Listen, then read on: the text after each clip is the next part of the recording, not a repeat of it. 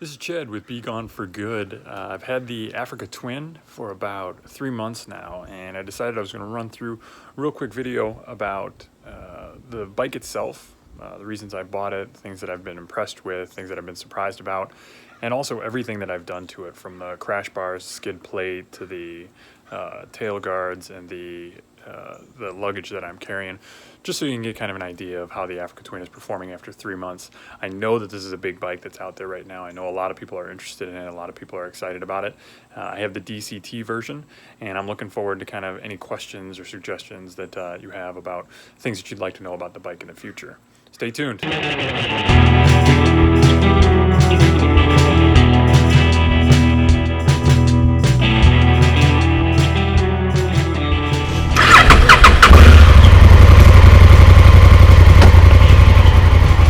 Alright, today I got a chance to get out and ride a little bit after about a 10-day hiatus with family vacations and going to visit other people, all manners of things that can keep you busy during the summer months.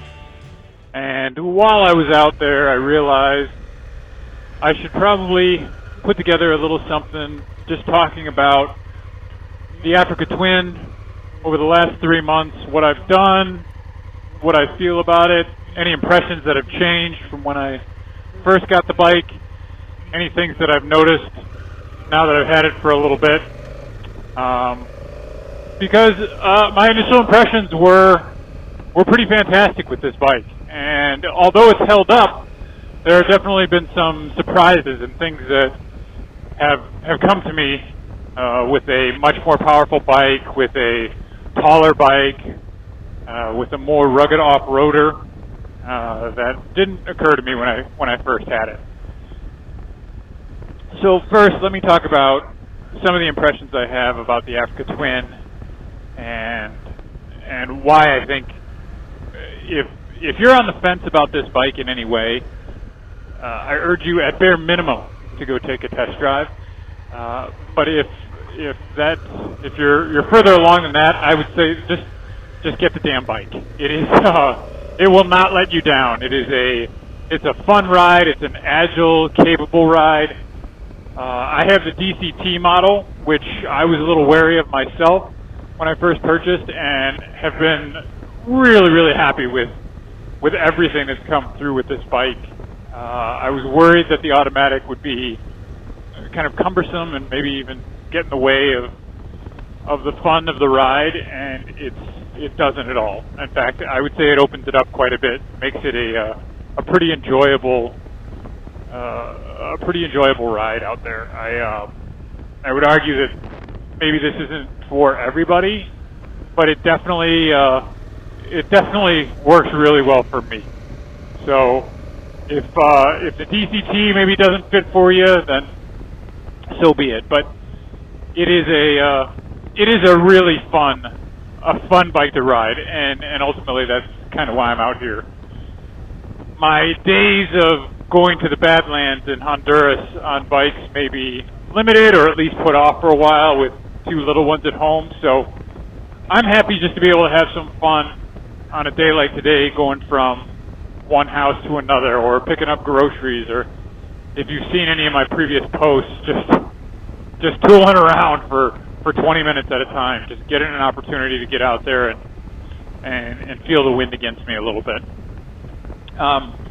If anybody has any questions about this bike and how it feels, especially as a novice rider, please let me know. It's something that I dealt with a little bit, having less than or a little over a year underneath me when I picked up the bike. I worried that it would be too powerful. And though it has a lot of power, as long as you deal with it responsibly, it shouldn't be an issue for you. It's not so powerful and so jumpy that you could get yourself in trouble. You have to put effort into being stupid on this bike, I think. The way that I've heard it described is that the throttle, the acceleration is very linear. So it doesn't surprise you. It's not like you jump on it first and take off at 120 miles an hour. It's not going to do that. So it's a very manageable bike, even though it is also very powerful. As far as the suspension, I've not gone off-road. I've not done anything crazy with this bike. It has been comfortable. I've enjoyed it. I stand 6'5", probably about 190 pounds or so, and there's nothing about this seat that I think is uncomfortable, where the pegs are that I think are uncomfortable. All of the levers are all reachable and capable. I've made a couple of modifications to make that even easier.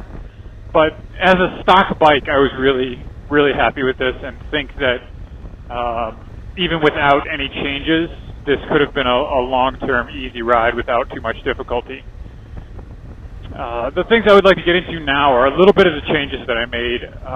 And thanks to a lot of the forums, I was able to make some changes that I didn't realize even existed, because I don't shop through a lot of shops. I look at RevZilla, I look at eBay, and just kind of take a look at what I see around me on different pictures and guys' bikes out there. But the forums really open a lot of small manufacturers, and I would like to talk about two of them right now.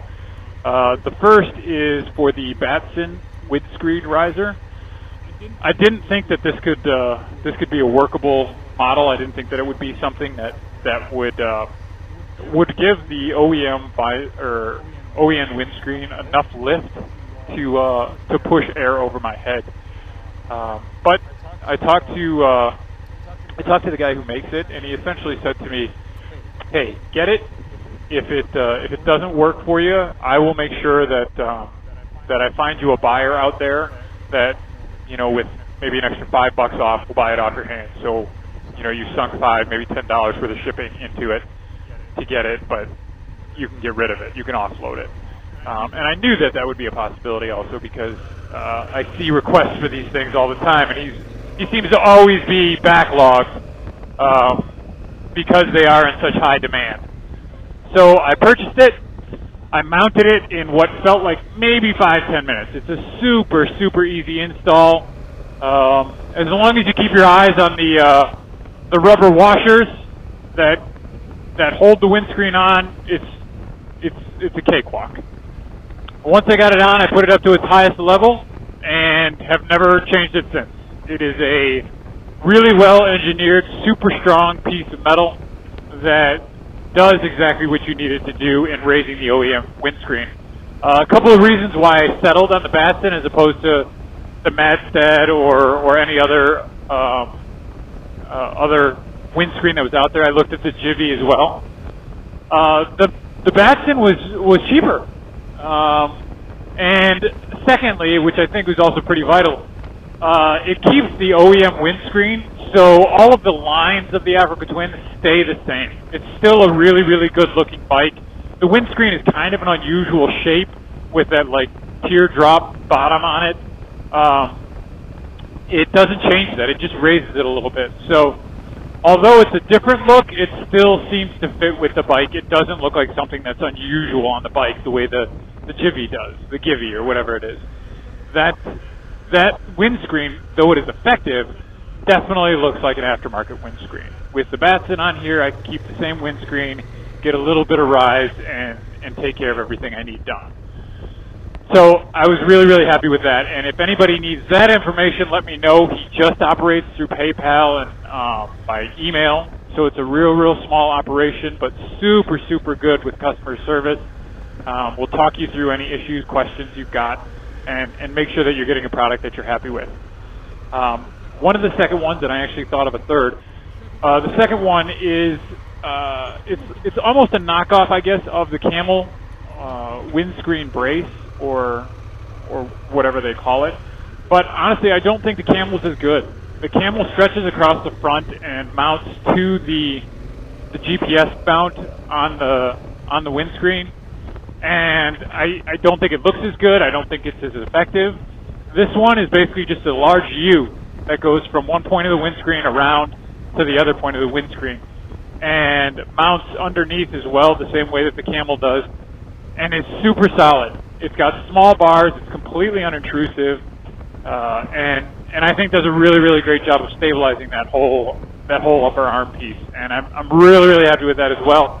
Again, it's another purchase I made off the forums from a guy that just just operates by email. So I like that a lot of these guys that are doing just small runs of usable accessories are getting their names heard, and I think that as a group, we would do really well to support those guys, because they're making our bikes better, little modification by little modification. So definitely check those out.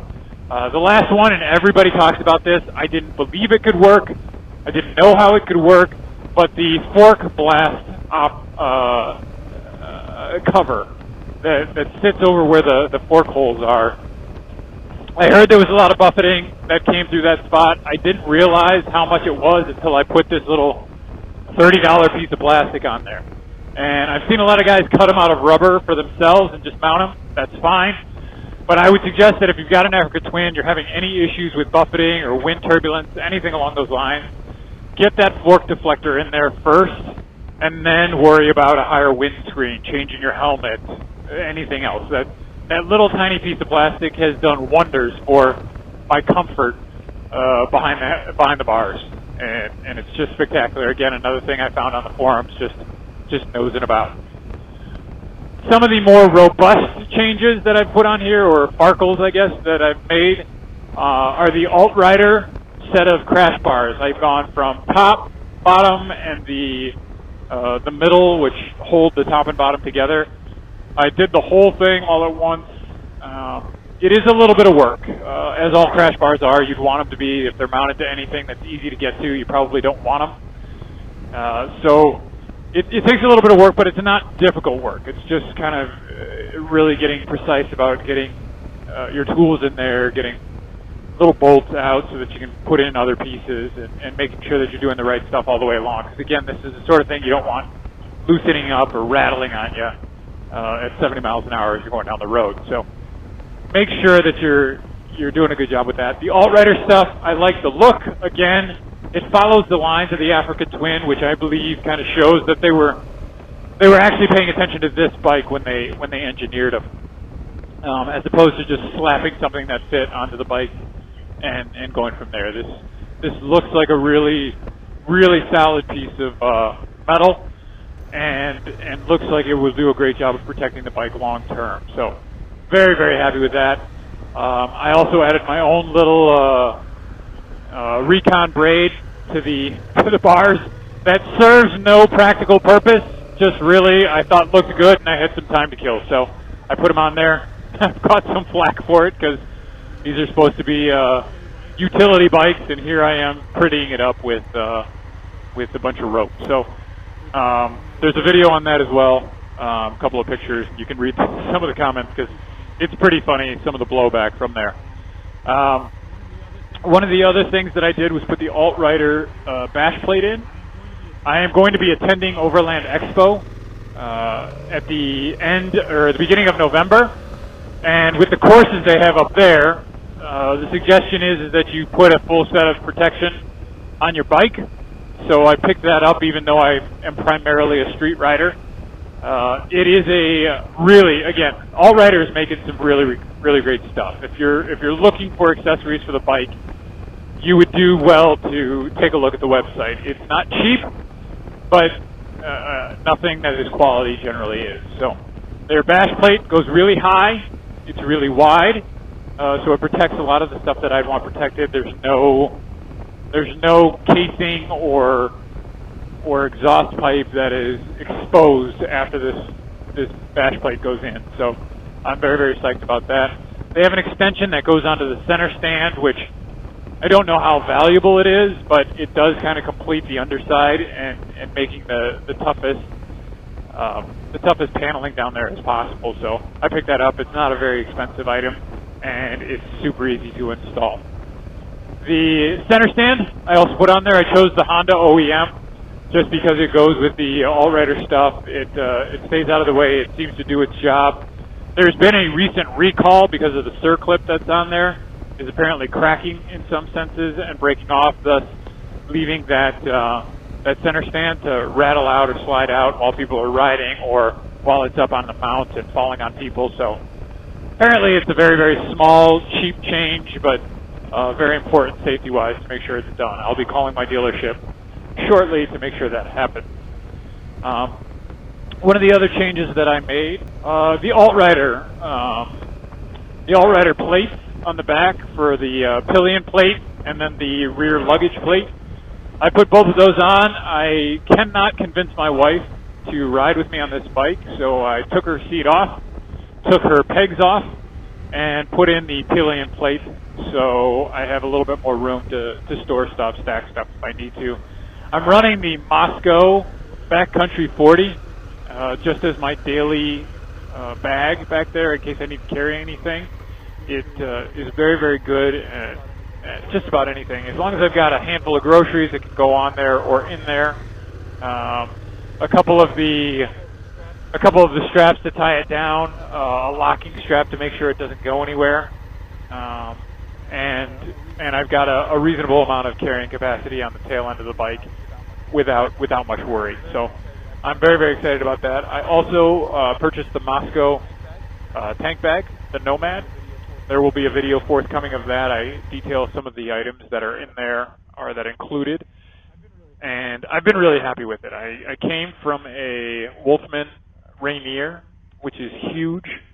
And I found that more often than not, I'm throwing stuff in there and holding on to it and losing it or just not being really thoughtful about what I store in there. Now, because the Moscow is not nearly as big as the Rainier, you do have to put a little bit more thought and effort into what you're going to pack and why you're going to pack it, which is something I need. If you've seen my videos of going down to Honduras, I overpacked stupidly and put my bike in kind of a bad situation. So for the future, it's good to be reminded that maybe everything shouldn't go along with me. And this bag is just the right size to take things that are important, a couple of luxury items, but also not being stupid about 15 pounds worth of gear in between your legs on the tank. So I'm really, really happy with it. The organizational method that they've got where they kind of break it into different layers is really, really great. I'm still sort of learning my layers because sometimes I put things in the first layer, I think they're in the second, so I have to dig around for a little bit, but everything is where I put it, and it looks really, really organized when it's in there. So it's great to have that capability. Some of the other items that I have, I put the rocks bar risers in. Now, again, as I said before, this bike stock was really, really great. I was happy with it. I could have easily continued to ride that without much worry. But I thought that the bar risers might be nice for when I stood up, which I do a lot to get some extra air, and also to bring the bars a little bit further back so I don't have to scoot forward in the seat to grab the bars. I do like to sit back almost to where it kind of cups out, just because I do have some pretty long legs. So the rocks bar risers raise it up, bring everything back a little bit. The only thing that I would caution as you're doing this is that it does tighten up some of your cabling, whether that's your accelerator, your braking cables, clutch if you've got them. Some of those cables do get a little bit tight, so make sure that you're taking that into account as you position your handlebars, because it will be a factor in wear or even usage, and the last thing you want to do is snap your brake cable because you decided that you wanted your bars 3/4 of an inch closer to your chest. That's just not brilliant. So they're a great product, really, again, easy to install. They make them in like a space gray or a gunmetal color that matches the Africa Twin pretty well. I got mine in silver. They do tend to shine a little bit, which I don't mind. It looks good. But they are holding strong. They look really good. You can tighten those babies down real well, and they're very, very solid. So I've been happy with that change as well, especially when I stand on the bike. It feels great. One of the other changes that I made were the Night Design foot pegs. They have a couple of different models. One has got more of a like little uprights that stick into your shoe or your boot. But they are not as aggressive as the tooth version of it. I opted for the little pegs that stick up. I think it does really, really well. It's most closely mimics the pegs that I came off of on my CB500X. They are much, much wider, much, much longer from inside to outside, which is also really, really good. The standard pegs that were on there felt absurdly small, almost like, I don't know Honda that engineers stuff on a daily basis all the time. Well, it seems that these pegs were maybe an oversight thrown on from a kid's bike or something. It just doesn't make any sense how small these things were for the type of bike that they created. The Night Design pegs, again, are not cheap. There are cheaper options out there. There are a lot of guys that opt for, I wanted to say that the CF250 pegs, which are like $20-30 on eBay and are huge pieces of metal underneath your foot that, as long as you're not going barefoot, will definitely be a great option for you if you're looking for a more budget buy. I was really happy with the Night Designs. I like the size, the look, the feel of them. Everything is great on the Night Design side. I do have a video that compares the Night Design peg to the standard peg, just so you can get a better look at how big they are, how much wider they are, and how they clip in, how far off the bike they stick. Because I know some of the SW Motec stuff, once you get them mounted, the peg actually sits about 2.5 inches further out off the bike than the standard peg, which seems kind of ridiculous to me, but I haven't tried them, I haven't ridden them, so I don't know. The Night Designs actually stick pretty close to the bike where the regular pegs are, so it's not too much of a shift moving your leg out to get onto those pegs, which I like also. Other than that, I think that's pretty much everything that I put on this bike. That's different from the way that I got it initially as an OEM. One of the last things that I would like to say during the course of this video is that I am really, really thankful for the forums and everything that I've learned from all the guys there, and the ideas and instruction. It's been really spectacular. The forums are a great ambassador for us as riders and for even the specific bikes. I'm on a couple of Facebook pages that are just for Africa Twins. I go to ADV Rider, Horizons Unlimited all the time to see different ideas and thoughts about how to treat the bike, and that ambassadorship has made it very, very easy for me to kind of sneak in to the sport of adventure riding, or to the hobby of adventure riding, because my learning curve is not nearly as steep because of those situations. And I want to urge everybody out there who's watching this, especially if you're coming to BeGoneForGood to see some of my videos, is be a great ambassador for what we're doing here. Make sure that if you know somebody who's interested in the bike, and I know this is kind of hard, I come in and out of grocery stores a billion times on this bike because it is my daily rider, and inevitably I come out to some guy that's standing next to the bike and he wants to talk about what kind of bike is it, and how many cc's, and is it a dirt bike, and wow, that's a really great look, and it's big and all that. And sometimes my tendency is to try and be super cool about it and not show the same level of excitement. Like I want to totally James Dean it or Marlon Brando it, and just be like, yeah, man, awesome. Get excited about it, though. Like, go back to when you first got the bike and imagine how awesome you felt. And that's what this guy's going through right now. Maybe he wants a bike. Maybe he's got one at home. Maybe he had one when he was a kid. Be a great ambassador for our sport and get excited about it. Get excited with him. Talk to him about it. Say, yeah, like, I love riding it. It's big. It's fun. It's fast. It does everything that I want it to do and a whole lot more. And look at all these new options I've got in there. Like, see if you can chase that guy away with your excitement.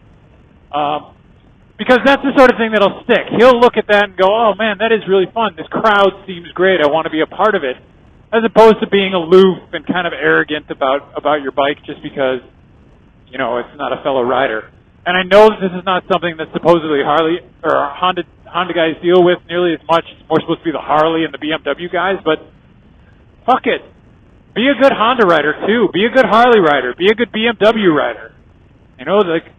Our sport is dying. There are fewer and fewer riders on the road, and it gets to be harder and harder to have laws adjusted in our favor, to have people available for us, to have trails out there for us to ride. if the population isn't there to support it. So we want to get and encourage new riders to get out there on the bikes. And that's the best way, is those one-on-one meetings. Just make sure you're excited about what you're doing, and you show them mirror their excitement as best you can. I think this bleeds down to other riders too. I know that I had a tendency, I was a little scared to wave at other motorcyclists when I first got on the bike because I didn't know if they would wave back, and I didn't know what the protocol was, and are you supposed to wave at BMWs or Harleys or scooters?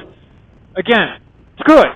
You know, wave at everybody on two wheels. You know, like if there's a guy out there and he's on a unicycle, wave at him. Just be the guy that looks like he's having a shit ton of fun on his bike, and you'll find that the other people around you are going to notice you more. They're going to appreciate you more. We have to combat all those jackasses on the crotch rockets out there that are doing 150 by a family of 4, you know, with a girl with her thong hanging out on the back end. Like, be better than that guy, because that's what they think of when they see motorcycles out there, is that guy. So make sure that you're waving to people. When you see kids in the back of cars, flip up the visor, give them a wink. They love your motorcycle. They think it's the coolest thing in the world. Make sure that you get excited about it too. You know, I mean, you see kids pulling over and making trucks honk their horns. Honk for them. Hell, if you can do a wheelie next to them. They'll get a kick out of it. Don't get dangerous about it, but you know what I'm saying? Just make sure that you're having as much fun on your bike as the people are that are watching you, okay? And it will make you a great ambassador for our sport. It'll make you a great person to be around for other bikers. It'll make you a great person to be around for other cagers. And that's what we want. We should be out here having fun, but we should also be out here making this environment better for everybody else. That's the whole point of Be Gone for Good. That if you're going to be traveling, if you're going to be on the road, you might as well be doing some good along the way. And that can be as simple as just picking up a little extra trash in the gas station, or waving at a kid, or if you're going to be traveling down to Honduras, you know, give away some of your T-shirts or that swag. I know you all have T-shirts with your own brands on them. Give a few of them away instead of charging people for them, or just make sure that you're spreading as much love as you can while you're out there on two wheels, because that's kind of the whole point. And with our diminished lifespans, because we slam into trees and other cars and stuff, we maybe don't have as much time as everybody else. So put your best foot forward and make sure you're smiling as much as you can. This is Chad with Be Gone for Good. Anybody who has any questions, please let me know. If you like what I'm shooting here, I'm going to try and get a lot more out to you. I want to get reviews. I've got a ton of products that I've gone through, a ton of research that I've done. Subscribe below if you want to catch more of that. If you do have any questions, make sure that you're liking this video or subscribing so that I can get back to you and tell you exactly what you needed to know. And if you have any suggestions for future videos you want to see, if you want to see me learn how to pop a wheelie on a DCT, because I'm terrified to do it. I've never done it before, but I think it's about time. Let me know, and I'll see what I can do. Thanks a lot for watching, guys, and I'll talk to you soon. See you out there on the road.